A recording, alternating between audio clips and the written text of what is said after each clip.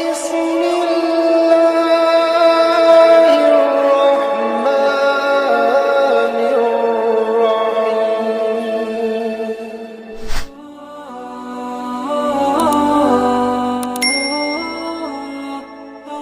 Assalamualaikum warahmatullahi wabarakatuh. Sahabat beriman yang dirahmati Allah, Rasulullah sallallahu alaihi wasallam merupakan nabi dan rasul utusan Allah yang bertugas menyampaikan wahyu kepada manusia. Istimewanya, beliau adalah manusia yang paling dicintai oleh Allah Subhanahu wa taala. Sebagai manusia yang paling dicintai, Allah senantiasa menjaga Rasulullah sallallahu alaihi wasallam sepanjang hidupnya. Hari-hari yang dialami Nabi Muhammad sallallahu alaihi wasallam penuh dengan keanehan-keanehan yang sulit dicerna dengan logika manusia. Namun, itu mudah saja bagi Allah Subhanahu wa taala.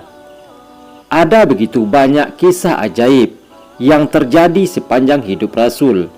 Bahkan beberapa di antaranya jarang kita ketahui. Kisah apa sajakah yang dimaksud? Simak kisah-kisah menarik berikut ini. Yang pertama, kisah batu yang memberi salam kepada Rasulullah sallallahu alaihi wasallam. Kisah menarik pertama yaitu kisah sebuah batu yang memberi salam kepada Rasulullah sallallahu alaihi wasallam. Kisah ini berawal ketika Rasulullah sallallahu alaihi wasallam masih berada di kota Mekah sebelum diangkat menjadi nabi. Ada batu yang memberi salam kepada Nabi. Tentu saja hal ini menjadi unik dan aneh, sebab batu adalah benda yang tidak bisa berbicara. Rasulullah sallallahu alaihi wasallam mengetahui tentang batu tersebut. Akan tetapi, beliau dan para sahabat tidak ada yang pernah berpikir untuk memungut atau membawa pulang batu tersebut. Mereka tidak pernah berpikir untuk menjadikan batu tersebut sebagai alat penangkal atau alat terapi jika beliau sakit.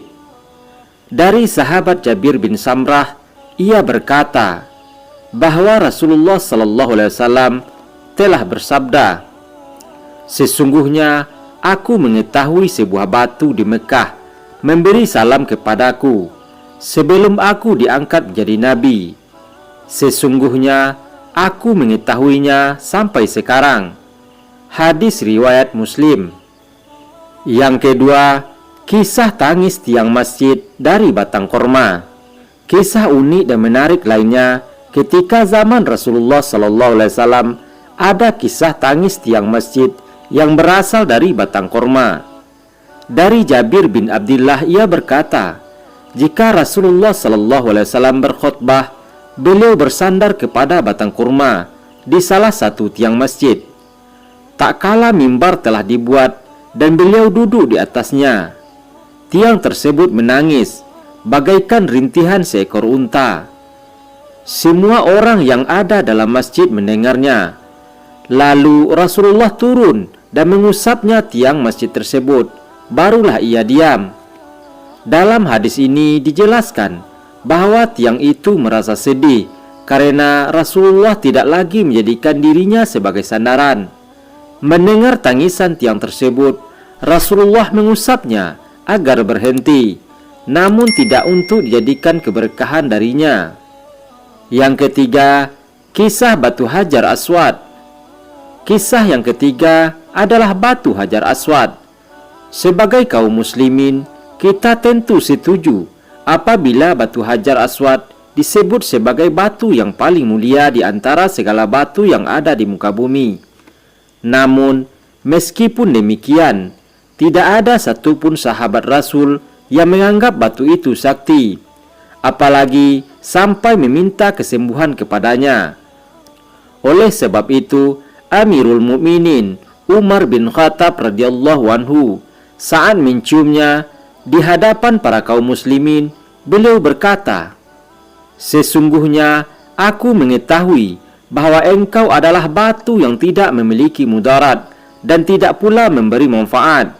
Jika seandainya aku tidak melihat Nabi menciummu, tentu aku tidak akan menciummu." Hadis riwayat Bukhari. pada saat umat muslim melaksanakan ibadah haji atau umrah, banyak kita lihat di antara mereka yang mencium batu Hajar Aswad. Adapun hukum mencium batu Hajar Aswad hanyalah sekedar mengikuti sunnah Rasul, bukan untuk maksud lainnya, seperti menyembuhkan penyakit, memurahkan rezeki, dugaan-dugaan khurafat lainnya. Yang keempat, kisah pohon yang berjalan kepada Nabi Muhammad SAW. Kisah selanjutnya berasal dari pohon yang berjalan kepada Nabi Muhammad SAW, sebagaimana yang diriwayatkan dalam hadis berikut ini. Dari Ya'la bin Murrah At-Saqaf, ia berkata, ketika kami bersama Nabi Muhammad SAW dalam suatu perjalanan, kami berhenti di suatu tempat. Lalu Nabi Muhammad SAW tertidur. Tiba-tiba datang sebatang pohon berjalan membelah bumi sampai menaungi Nabi. Kemudian ia kembali lagi ke tempat semula. Tak kala Rasulullah SAW terbangun, aku sebutkan hal tersebut kepada beliau. Beliau berkata, ia adalah pohon yang meminta izin pada Tuhannya untuk memberi salam kepadaku. Lalu Allah Subhanahu wa Ta'ala mengizinkannya. Meskipun Nabi dan para sahabat mengetahui bahwa ada pohon yang bisa berjalan, tidak ada di antara mereka yang mengkeramatkan pohon tersebut, sebagaimana kebiasaan orang-orang terhadap pohon yang dianggap sakti. Yang kelima, kisah Batu Khandaq. Kisah selanjutnya adalah kisah Batu Khandaq. Berkata Amru bin Auf, Rasulullah SAW menggariskan kepada kami khandaq, parit yang dalam, pada waktu perang Ahzab. Lalu ditemukan sebuah batu besar yang putih dan bulat. Batu tersebut tidak bisa dihancurkan, bahkan membuat alat-alat kami patah. Maka kami menyebutkan kepada Rasulullah SAW. Lalu Rasul mengambil linggis dari Salman Al-Farisi, dan beliau memukul batu tersebut dengan sekali pukul. Maka batu tersebut terbelah dan mengeluarkan cahaya yang menyinari kota Madinah, bagaikan sinar lampu di malam hari yang gelap gulita. Lalu Rasulullah SAW bertakbir, dan kaum muslimin pun ikut bertakbir. Kemudian dipukul lagi untuk yang kedua kalinya. Maka batu tersebut terbelah dan mengeluarkan cahaya yang menyinari kota Madinah. Lalu Rasulullah SAW bertakbir, dan kaum muslimin pun ikut bertakbir. Maka Rasulullah memukul lagi untuk yang ketiga kalinya. Maka batu tersebut terbelah hancur dan mengeluarkan cahaya yang menyinari kota Madinah. Lalu Rasulullah SAW bertakbir, dan kaum muslimin pun ikut bertakbir. Sama halnya dengan kisah sebelumnya, para sahabat dan Rasulullah SAW tidak ada yang menganggap sakti batu tersebut. Bahkan mereka tidak pernah beranggapan bahwa batu tersebut bisa dijadikan ajimat, penangkal, ataupun lain sebagainya. Yang keenam, Ka'bah dan makam Ibrahim. Banyak orang yang melaksanakan haji dan umrah beranggapan bahwa Ka'bah dan makam Ibrahim memiliki kesaktian, sehingga mereka mengusap-usap bangunan Ka'bah dan makam Ibrahim tersebut dengan tangan dan kain mereka, padahal tidak ada anjuran dalam agama yang menganjurkan hal tersebut.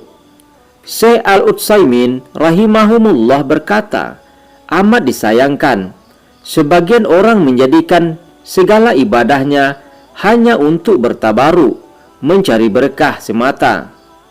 Seperti yang terlihat bahwa sebagian manusia mengusap tiang Yamani, lalu mengusapkan ke muka atau dada.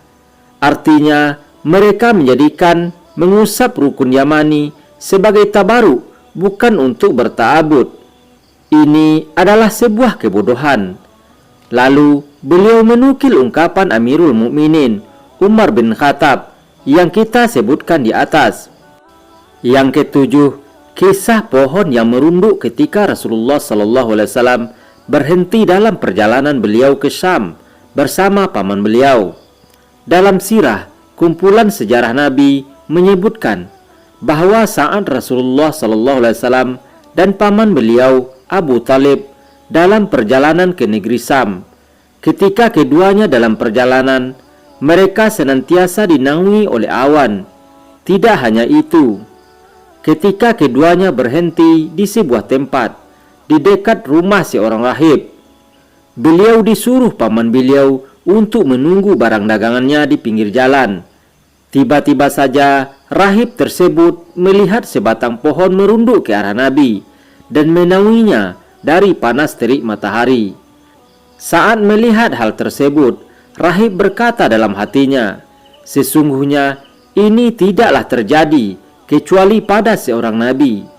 Lalu rahib itu mengajak mampir ke rumahnya dan menyuruh Abu Talib membawa Nabi Muhammad SAW cepat-cepat pulang ke Mekah. Ia berkata, "Anak ini akan memiliki kemuliaan. Jika orang-orang Yahudi mengetahuinya, maka mereka akan membunuhnya." Rahib itu mengetahui hal itu dari kitab Taurat dan Injil yang dimilikinya. Meskipun mengetahui hal ini, akan tetapi Rasulullah SAW maupun para sahabatnya tidak ada yang menganggap pohon tersebut sakti atau keramat. Yang kedelapan, pohon Hudaibiyah, pembawa ketenangan. Kisah selanjutnya berasal dari sebuah pohon yang bernama pohon Hudaibiyah. Allah Subhanahu wa Ta'ala berfirman dalam Al-Quran, yang artinya, sesungguhnya Allah ridha terhadap orang-orang mukmin ketika mereka berjanji setia kepadamu di bawah pohon. Maka Allah mengetahui apa yang ada dalam hati mereka, lalu menurunkan ketenangan atas mereka dan memberi balasan kepada mereka dengan kemenangan yang dekat. Al-Quran Surat Al-Fath ayat 18. Banyak orang yang kemudian menjadikan pohon tersebut sebagai tempat keramat. Bahkan banyak di antara mereka yang mendatangi tempat tersebut dan melaksanakan sholat di sana. Mengetahui hal ini, Umar bin Khattab menebang pohon tersebut untuk menentang perbuatan syirik itu semakin meluas. Yang kesembilan, kisah onta yang berbicara kepada Rasulullah SAW. Kisah terakhir berasal dari seekor onta yang berbicara kepada Rasulullah SAW, sebagaimana diriwayatkan dalam hadis berikut ini. Dari Ya'la bin Mur'ah, ia berkata, "Ketika kami bersama Nabi Muhammad SAW dalam suatu perjalanan, kami melewati seekor unta yang sedang diberi minum. Tak kala unta tersebut melihat Nabi Muhammad SAW, ia mengeluh dan meletakkan lehernya. Lalu Nabi Muhammad SAW berdiri di dekatnya dan bertanya, 'Mana pemilik unta ini?'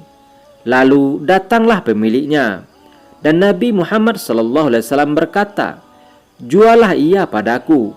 Lalu pemiliknya menjawab, 'Kami hadiahkan padamu ya Rasulullah. Ia adalah milik keluarga yang tidak memiliki mata pencaharian selain unta ini.' Rasulullah SAW berkata, 'Sesungguhnya ia telah mengadu kepadaku tentang banyaknya ia bekerja dan kekurangan makanan, maka berbuat baiklah kepadanya.' Meskipun mengetahui bahwa ontanya dapat berbicara kepada Rasulullah, akan tetapi pemiliknya tidak pernah mensaktikan onta tersebut. Ia tidak pernah berpikir untuk menjadikan bagian dari tubuh onta tersebut ataupun kotorannya untuk dijadikan penangkal atau pelaris. Demikianlah informasi mengenai 9 kisah menarik yang pernah ada pada zaman Rasulullah SAW. Terlihat dari banyaknya kisah di atas, kita ketahui bahwa Rasulullah SAW dan para sahabatnya tidak ada yang menganggap sesuatu itu memiliki kesaktian. Jadi, ikutilah jejak Rasulullah SAW dan para sahabat tersebut dalam menyikapi sebuah keajaiban. Semoga bermanfaat. Assalamualaikum warahmatullahi wabarakatuh.